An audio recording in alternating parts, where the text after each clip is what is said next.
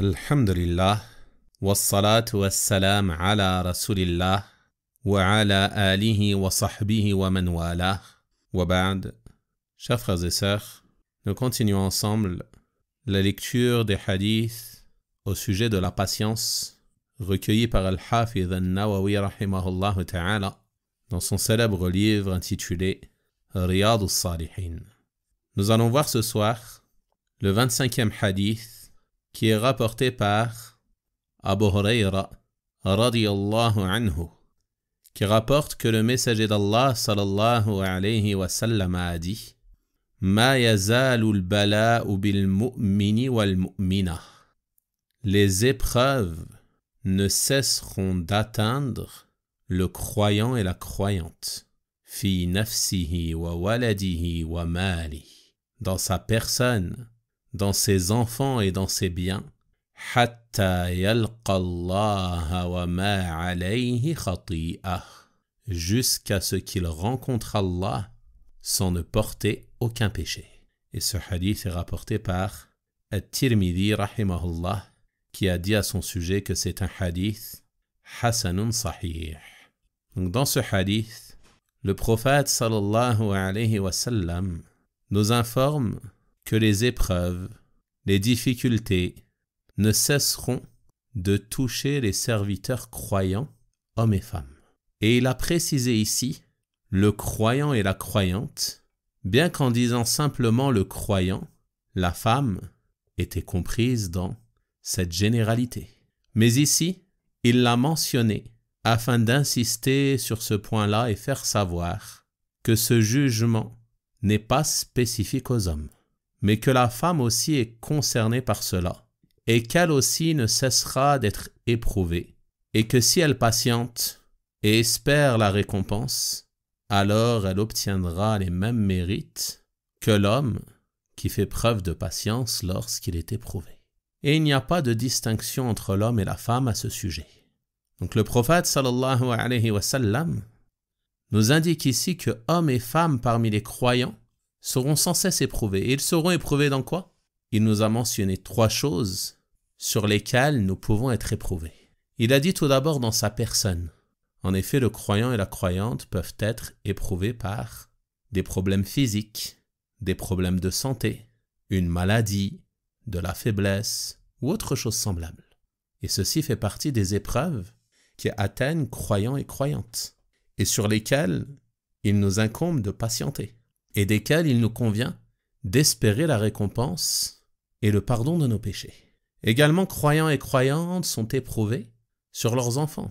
Il se peut qu'ils soient éprouvés par la maladie d'un de leurs enfants, ou alors par la perte d'un enfant, ou alors ils peuvent aussi être éprouvés par la malfaisance d'un enfant.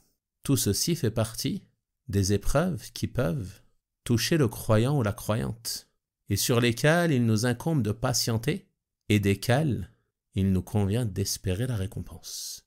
Et le croyant et la croyante peuvent aussi être éprouvés sur leurs biens, sur leurs richesses, sur les choses qu'ils possèdent.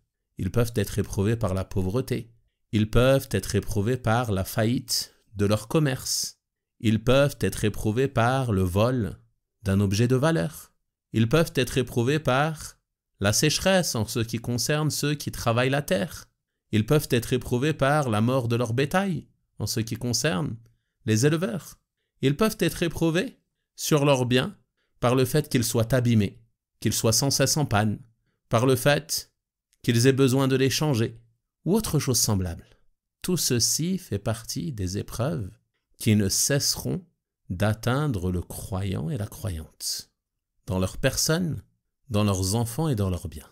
Et médite ici sur le fait que parfois ces choses sont des choses désirées par la personne.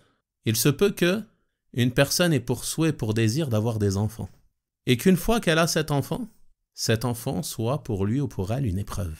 Il se peut également qu'une personne fasse de grands efforts pour obtenir un bien parmi les biens de ce bas monde, acheter une maison, acheter une voiture, acheter un autre appareil parmi les choses que l'on peut acheter et qui sont présentes aujourd'hui. Puis que cette chose devienne pour elle une source de difficulté, une épreuve qui lui prend tout son temps et qui lui prend tout son argent. Donc en même temps, ceci te fait un rappel et te fait prendre conscience qu'il te convient de toujours être satisfait de ce qu'Allah subhanahu wa ta'ala t'a accordé. Et d'avoir la certitude qu'être privé d'une chose n'est pas forcément un mal. Car il se peut que si cette chose t'était accordée, elle serait pour toi une source de problèmes et de difficultés. Donc quoi qu'il en soit, revenons au hadith. Le croyant et la croyante ne cesseront d'être éprouvés dans leur personne, leurs enfants et leurs biens. Puis le prophète sallallahu alayhi wa sallam nous fait la bonne annonce et nous dit « Jusqu'à ce qu'ils rencontrent Allah sans ne porter aucun péché. » Par ces épreuves, Allah subhanahu wa ta'ala expie tes péchés. Et il se peut qu'une personne soit tellement éprouvée qu'elle en vienne à rencontrer Allah subhanahu wa ta'ala en étant purifiée de tous les péchés et toutes les mauvaises actions qu'elle ait pu commettre. Puis tu as des gens qui pensent que ces épreuves sont un mal. Ils pensent que s'il est malade, s'il est pauvre, s'il n'a pas d'enfant, s'il n'est pas marié, ils pensent que ceci est un signe de la colère d'Allah subhanahu wa ta'ala. Alors que ce n'est pas forcément le cas. Allah subhanahu wa ta'ala éprouve par la maladie, par la pauvreté et autres parmi les malheurs qui peuvent toucher l'homme, ses serviteurs qu'il aime le plus. Les prophètes et les messagers alayhimus salatu wassalam n'ont-ils pas été éprouvés? N'ont-ils pas vécu, pour beaucoup d'entre eux, dans la pauvreté? N'ont-ils pas été touchés par les maladies? Méditez sur leurs récits. Et méditez sur les récits des serviteurs vertueux qui nous ont précédés. Allah subhanahu wa ta'ala les a éprouvés et ce afin de les élever en degrés, d'augmenter leurs récompenses, mais aussi pour qu'ils soient des exemples de patience pour tous ceux qui seront éprouvés après eux. Et de la même manière, ne pense pas que les épreuves ne concernent que les malheurs qui t'atteignent. L'épreuve, c'est aussi l'aisance. Si Allah subhanahu wa ta'ala te comble de richesses, si Allah subhanahu wa ta'ala te facilite le mariage, t'accorde des enfants, si Allah subhanahu wa ta'ala t'a accordé la santé, tout ceci est une épreuve. Allah subhanahu wa ta'ala éprouve ses serviteurs par les difficultés et par l'aisance. Lorsqu'il t'éprouve par les difficultés, il met à l'épreuve ta patience. Est-ce que tu fais preuve de patience ou alors tu te lamentes, tu t'indignes, tu es en colère contre le décret d'Allah? C'est ça l'épreuve lors des difficultés. Et lorsqu'il t'éprouve par l'aisance, il met à l'épreuve ta reconnaissance. Est-ce que tu es reconnaissant envers lui? Est-ce que tu es conscient que c'est lui qui t'a attribué ses bienfaits? Est-ce que tu utilises ces bienfaits pour te rapprocher de lui ou est-ce que tu les utilises dans les péchés et les mauvaises actions? Ça aussi, c'est un test. Donc le fait d'être riche, d'être marié, d'avoir des enfants et ainsi de suite, cela ne signifie pas forcément que la personne est aimée par Allah. D'autant plus si elle n'est pas sur la droiture, si elle n'est pas sur l'obéissance à Allah subhanahu wa ta'ala. Donc le signe de l'amour d'Allah, ce n'est pas la notoriété de la personne, ses richesses, ses enfants et son rang dans la société, non. Le signe de l'amour d'Allah subhanahu wa ta'ala, c'est ta piété, c'est ton retour à lui, c'est tes œuvres pieuses, c'est tes bonnes actions, c'est le fait que tu t'acquittes de son droit en lui vouant un culte exclusif, que tu t'acquittes du droit de son prophète sallallahu alayhi wa sallam, en le suivant et en lui obéissant, et que tu t'acquittes des droits de l'ensemble des créatures. Et plus la personne fait preuve de piété, plus elle s'élève auprès d'Allah subhanahu wa ta'ala. Donc c'est cela le signe de l'amour d'Allah. Ce n'est pas les biens de ce bas monde, ce n'est pas les richesses, ce n'est pas la santé, ce n'est pas les épouses, ce n'est pas les enfants. Car tout cela, Allah le donne aussi bien à celui qu'il aime qu'à celui qu'il n'aime pas. Quant à la foi, la piété, la religiosité, Allah subhanahu wa ta'ala ne les donne qu'à celui qu'il aime.